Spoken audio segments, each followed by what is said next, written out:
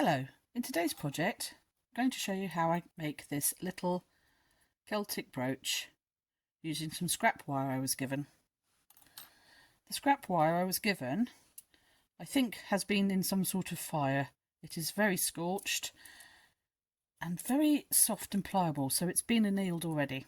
So what you'll need for this project is some soft square wire. Quite thick. I'm going to guess this is about at least 2mm in, I won't say diameter, but it's not round. As you can see, it's got squared off sides, which will help us when we make this twist to get a lovely defined twist going on. So I've given it a little bit of a clean up with some wire wool, some soft, very fine wire wool. Doesn't need to be perfect. And what I'm going to do is I'm going to attach one end to the vise and the other end, let's see if I can put this on camera and show you. So in my drill, without a drill bit, I'm going to open it up, pop the wire in, close it up tight so it's nicely gripped, like that. This end will go into the vise. I'm going to do this off camera because it's in a different location. This end will go into the vise, and then I will turn the drill on just slow and twist it gently and slowly until I get the twist that I want, a nice even twist. Be careful not to over twist it. Use obviously safety precautions, wear safety glasses, and just be aware that the wire may ping if you twist it too much when you release the drill. I'll be back in just a second. So there we are. I've got the twisted wire ready to form into our brooch. This may or may not need a little bit more reheating. I'm going to start by not heating it and hope it works. If it's gone too work hard by twisting, it does feel quite firm. I might give that a little bit of heat. So I'm going to soften the wire. I've cut it in half because I don't need a long piece. So I've got my blowtorch, and a bowl of water to quench it. Use safety precautions when using a naked flame. Make sure you've got nothing flammable around you and you've got your quenching bowl of water. And a pair of long nosed pliers to hold the wire so you don't burn your fingers. And we're just going to pass the wire through the flame at its hottest point to re-soften the wire. As soon as it starts changing colour, I will move the wire through the flame nice and slowly. That's it. Until basically it turns a grey black. That should soften it sufficiently for me to be able to shape it.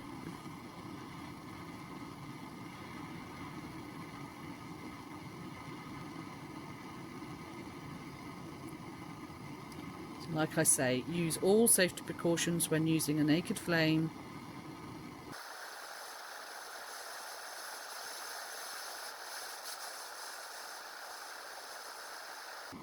Now, that should be enough length to do our brooch. Turn the flame off. Remember, the nozzle will be red hot, so don't go near it. And quench your piece of wire, both ends, and the pliers as well, because the tips of them will be hot. And just be careful. My bowl of water isn't quite big enough, so that bit in the middle there is probably still quite hot, so I'm just going to leave that to cool down. Put these things out of the way. Okay, so my wire should be nice and cool. Just remove my bowl of water. So I'm going to use a 35mm piece of plumbing pipe, copper pipe, to shape my brooch on. So you need something that's strong, sturdy, not fragile, not glass, not a glass jar, but a good wooden dowel will work. So what we're going to do is, first of all, I am going to file one end, just a little.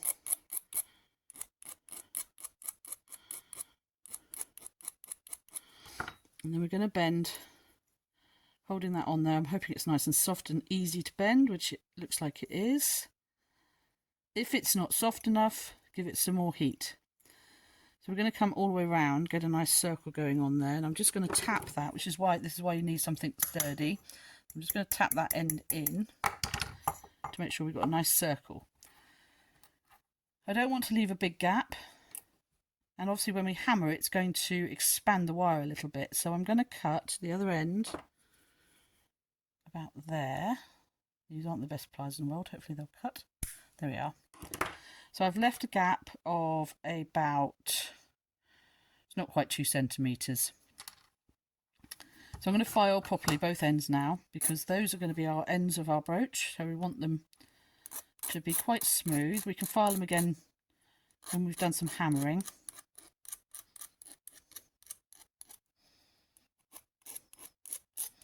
I'm just going to smooth those off, just so there's no sharp burrs on it. You'll be able to feel it on your fingertips if you rub across. That's not too bad. Just constantly refer to your round form to make sure that it stays circular. Now we're going to do some hammering. Doesn't matter what hammer you use. If you've got one of those lovely flat faced chasing hammers, which I don't, use that. I've just got a straightforward hammer. There's also a lighter weight one. See, terribly marked. It's ancient. It's been used for hammering nails in walls for centuries, probably. You can use whatever hammer you're used to using. This one's quite nice. It's nice and heavy, so I'm going to go ahead and start. I'm going to hammer, just so you've got a reference, I'm going to hammer quite heavily the 2 ends first, but also keep tapping around the outside, because that gets flattened a little bit and it will work hard on it. Okay.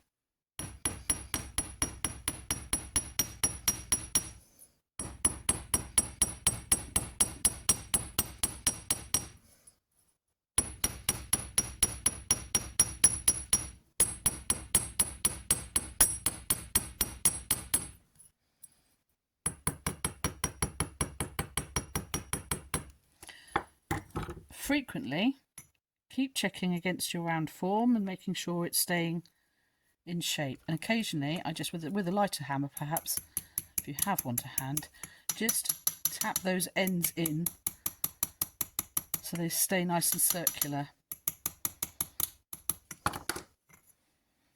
So just keep referring to your form there.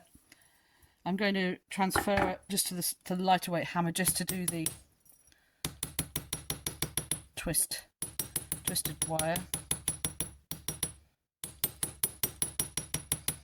Doesn't need to be hit heavily, just enough to strengthen it. Back to my big hammer and carry on. I want those ends to be quite wide.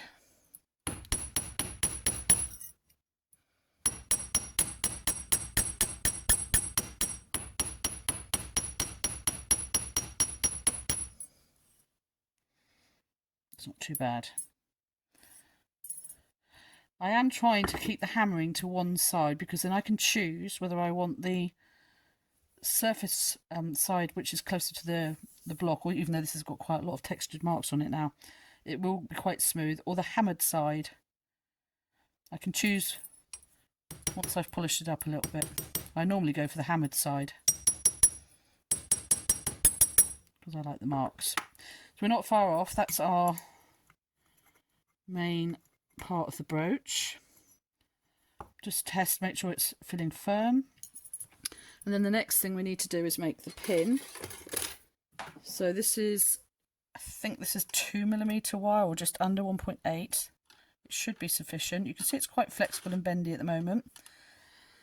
I'm going to cut a length off, more than I need. I'm going to now try and get this as straight as possible, and by using my nylon hammer or a piece of wood, I can roll it, and by doing this will also harden it. Do whatever works for you. I find hammering it first a little bit. If you don't have a nylon hammer, use the lightweight hammer, or just tap ever so lightly. We're not trying to flatten this piece of wire. We're trying to just straighten it and harden it. The other thing you can do, because this is just recycled electrical wire, it's not perfectly round. You could again do the same thing, put it in the drill, put it in the vise and twist it, and then you'll have a different sort of texture, but it will be very, very rounded and straight. I'll see if I've got a piece I can show you. So for example, on one of my other pins I've made, that's what the twisted wire looks like, and it's really, really quite pretty and lovely and straight.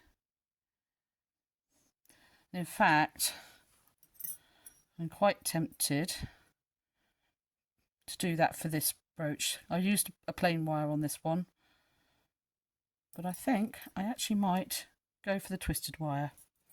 So you've got options. So here's some wire I previously twisted. It's different to that. Every time I do it, it's different. This one has been twisted more. This one has been twisted less, and you can see the different texture. I think that will look quite nice. Let's give it a go. So I've got a length of wire here. It's quite round and it's quite straight, but I'm just going to straighten it a little bit more by rolling it. A flat piece of wood, it helps to, and then you can also tap it lightly to strengthen it. I'm not trying to flatten it, I'm just trying to strengthen it. Just tested, that feels quite good.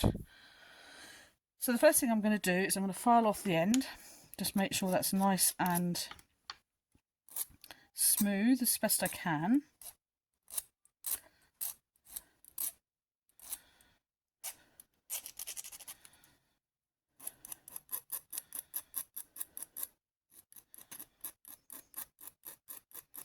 That's good. And then take a length of about, it's about 15 mil to 18 mils worth, 2 centimeters at most length, and we're just going to hammer that flat. You might want to turn it over. Keep hammering from both sides so it doesn't go out of shape.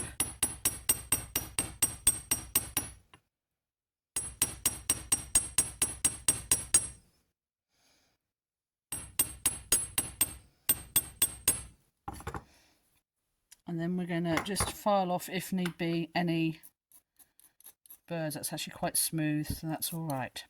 So that's the start of our pin. And that flat end is going to wrap round the brooch. Now I can do that now, I can do it later, but what I'm tempted to do right at the moment is cut this pin to roughly to the length I want it. So you need enough to go round, and then you need enough to stick out. We can always cut that shorter, but I'm just going to cut that now. And what I'm going to do is I'm going to polish this one up. So the first thing is to use a bit of fine wire wool, and we're just going to rub the scorch marks off where the blowtorch has oxidised the metal.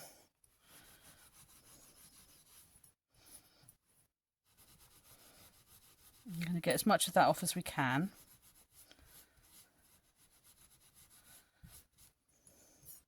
Both sides.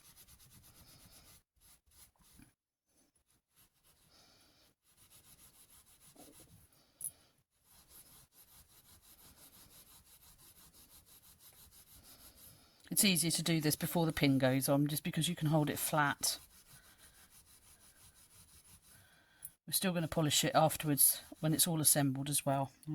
That's at the end of the video. I'm going to show you how to get a really good polish on this. So I'm going to get as much of that scorch mark off now. It's not too bad. You won't get it necessarily all off just yet, but it's not looking too bad. And then I'm going to just check to see if I want to do any more hammering.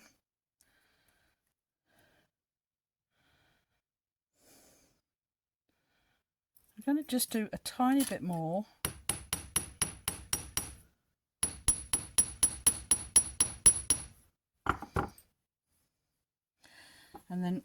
just do one last check against my form. It's held its shape quite nicely. I'm just going to tap that end in a little bit if it will cooperate.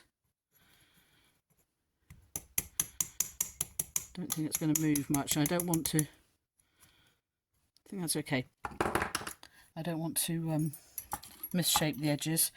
File if necessary. Just a little bit on there. It's a little bit where I've hammered it. So your fingertips are a good indicator. You'll be able to feel if there's any scratchy bits and just burr them off with your file. Look at the shape. Are you happy with the shape? I like them to be a little bit rounded where possible. And then the next thing we're going to do is we are going to attach the pin.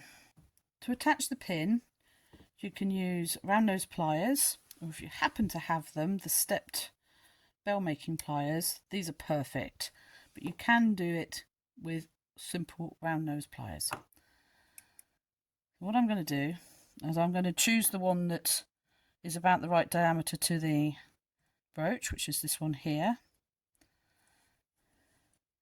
I'm going to pinch the wire so it's flush and then just wrap around, making a nice.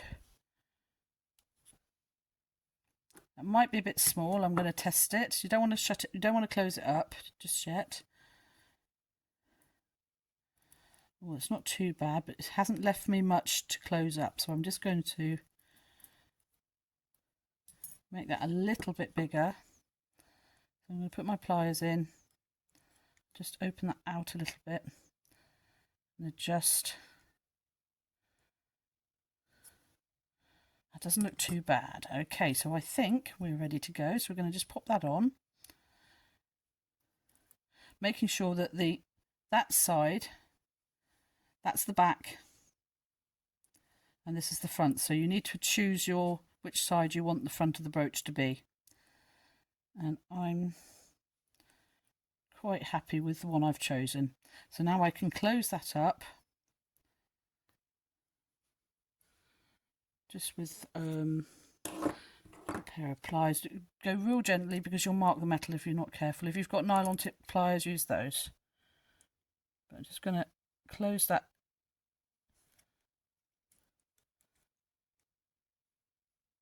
loop a little bit so you can see it won't come off the metal, but it still needs to be able to spin and go around the brooch. So that's perfect. And hopefully it will not come off the ends. If it doesn't move easily, you might need to adjust that, how big your round part of the pin is. But it needs to be able to spin around the metal quite easily. And then we're going to cut the wire, the pin, longer than the brooch. And I normally just sort of hold the end of the brooch and then use my thumb as a guide and cut to length. The length of the pin is entirely up to you, what you would like it to be. But just don't make it shorter than the brooch, otherwise the brooch won't work. File the ends so you just get like a pencil tip point to the end. Doesn't need to be super sharp, but it's just to help it go through your woven or knitted garment. It's surprising how fine a weave these pins will go through. It doesn't have to be knitted. Just a loose enough weave. But it's amazing. So when you're happy with your point, doesn't want to be super sharp, just a rounded point. We're now at the stage where we can do the polishing. To polish the piece, I will start with the wire wool and just keep on working at that until I can remove the majority of the hammer marks and the bench block marks that I've left on the piece. Just keep moving that pin out of the way.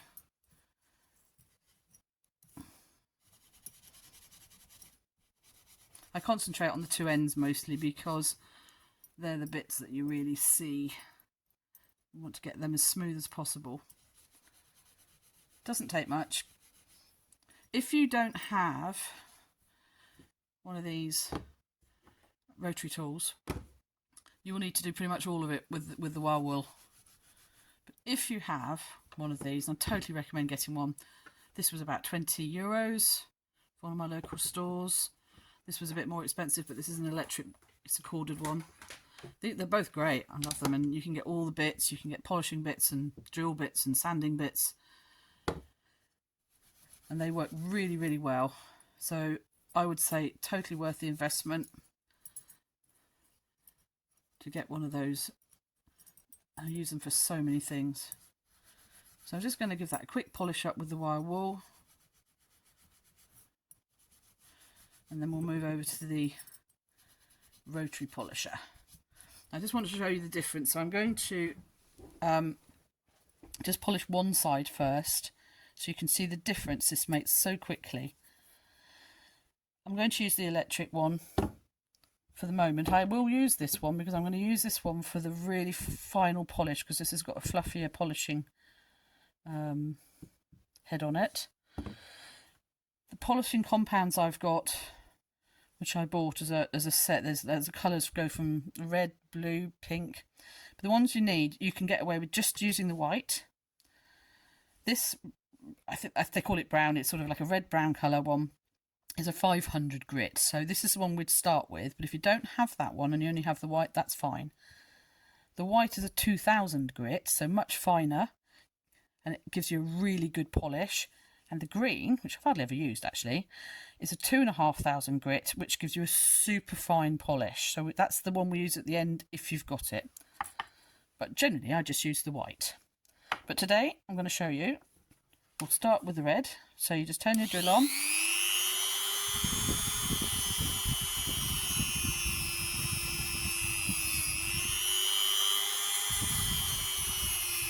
So I'm just going to turn that off so I can speak. So I've just charged up, this is wool, it's felted wool. So I've just charged up the head, the polishing head with some of this polishing compound. You need to keep on adding it as you go along.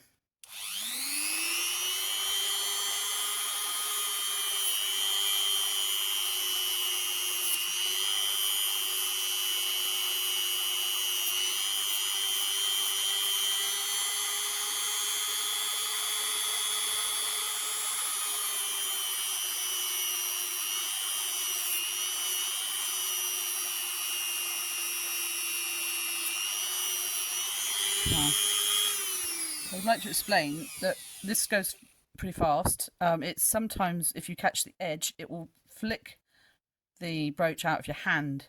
So just hold it firmly, but be careful, because sometimes, especially when you're doing the pin, it can really jolt it. So just hold it carefully.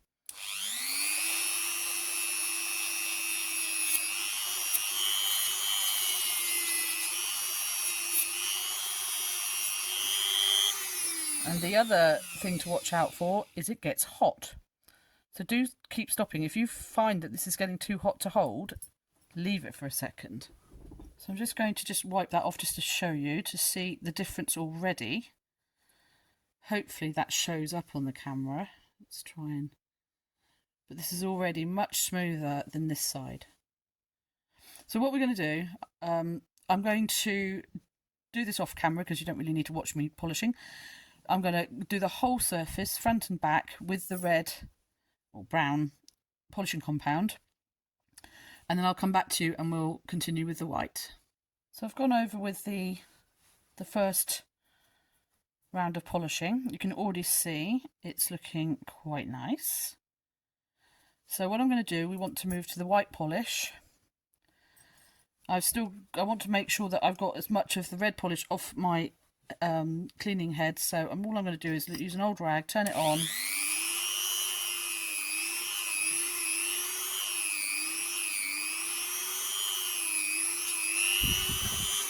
And just remove the excess polish.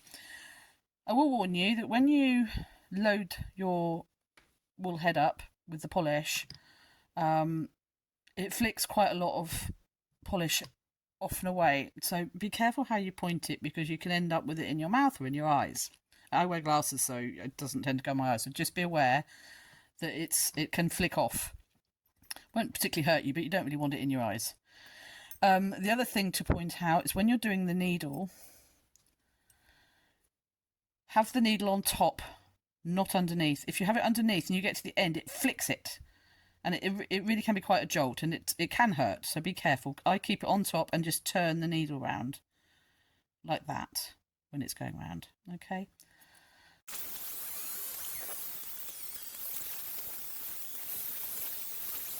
I'm going to carry on and do the whole surface again with the white polish, both sides, remembering to go around the insides and the outsides. I finished polishing with the white compound, and I'm just going to give that a rub. It's already looking very, very nice. I would be happy to stop there. Personally, you're never going to get, well, you could with more time, but I've spent literally minutes polishing this. If you want to get that super, super, super smooth, you just keep on using the polishing tool until you've got the effect you want. Maybe doing more with the red than with the white, because the red will remove the deeper marks, as will the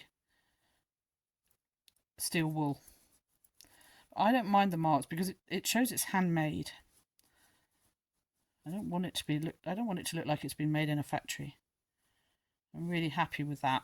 So I don't normally do this, but for the purpose of this video, I'm going to give this an even more of a polish with the final one, which is the 2500 grit. This is a rechargeable rotary tool. It was very cheap. And actually, I really, really like it because I can take it outside. I can do different, I can go to shows with it, and I don't need electricity as long as I've remembered to charge it up. So I really do recommend the rechargeable cordless ones. So basically, I'm going to turn it on, charge up my wool head, and just give it a quick polish over, and then we're done.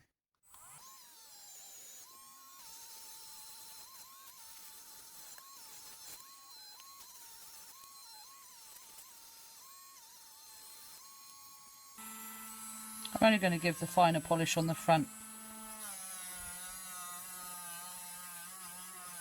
Like I say, you can polish this as much as you wish.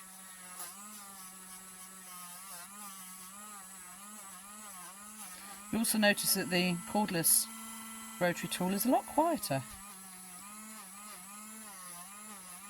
So it's kind of nice because I like to be able to, if I'm at an all-day show, a fair, I like to sit and be able to do something. So this is nice because it doesn't disturb other people if I do a bit of polishing. And customers like to see certain aspects of the work, and this is a nice one to show them.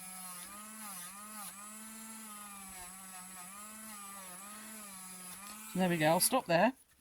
I'm going to give that one little rub over with my soft cloth. And then one last tip I'm going to give you on the polishing front. So you can leave it like that. It will oxidise fairly quickly. Like tomorrow it will be duller than it is today because it's open to the air. So there's a couple of things you can do. You can store it in a little plastic pouch to try and keep the air off of it. The other thing you can use is something called Renaissance wax.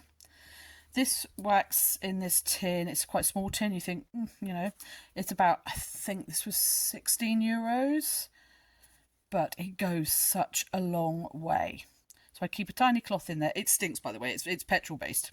It's something invented by the British Museum. It cleans all sorts, cleans and polishes.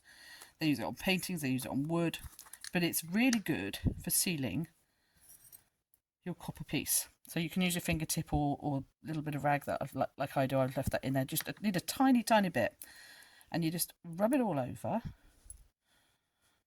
You're not trying to polish at this point, you're just trying to coat it. You'll see it goes slightly dull. Just try and get a coating over the whole of the brooch and the pin like that, and just let that dry for like a minute. For the time it takes you to seal your pot up, basically. And then with your polishing cloth, you can use a clean one or a different one. I'll just turn this one inside out. When that's had a minute just to dry, you then buff it back up and that will give it a really, really micro fine coating, and it will reduce the time, not reduce it, lengthen the time it takes to oxidize. So in other words, this will stay shiny for longer. It doesn't stop it completely, but what you can do is then just repolish and then reapply the Renaissance wax. I have seen people, they've put a clear lacquer on the jewellery, but I really don't like the effect it gives. I prefer the bare jewellery, I must admit, and a little bit of polish. So basically, every time you would wear this, you could, if you don't have the Renaissance wax, just give it a polish before you wear it, and it will stay really good for your evening out or whatever you're doing. And then pop it in its little bag and polish it next time. You don't always have to use the rotary tool to polish it. You could simply use a soft cloth and a metal polish.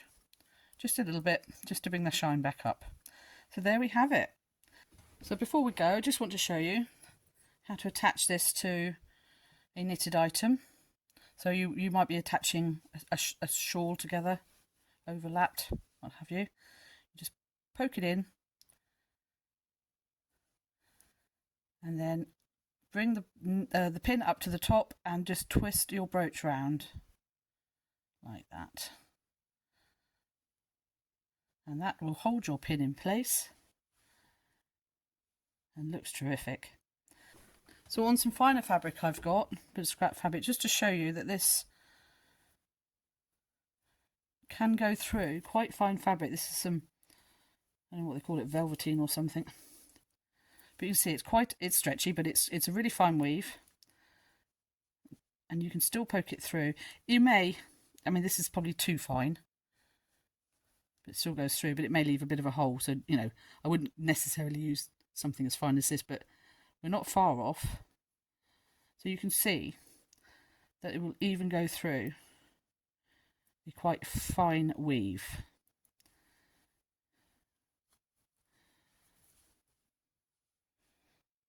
Okay, there you go. I hope you enjoyed that tutorial, and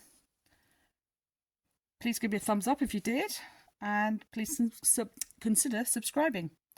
Thank you very much for watching. See you next time.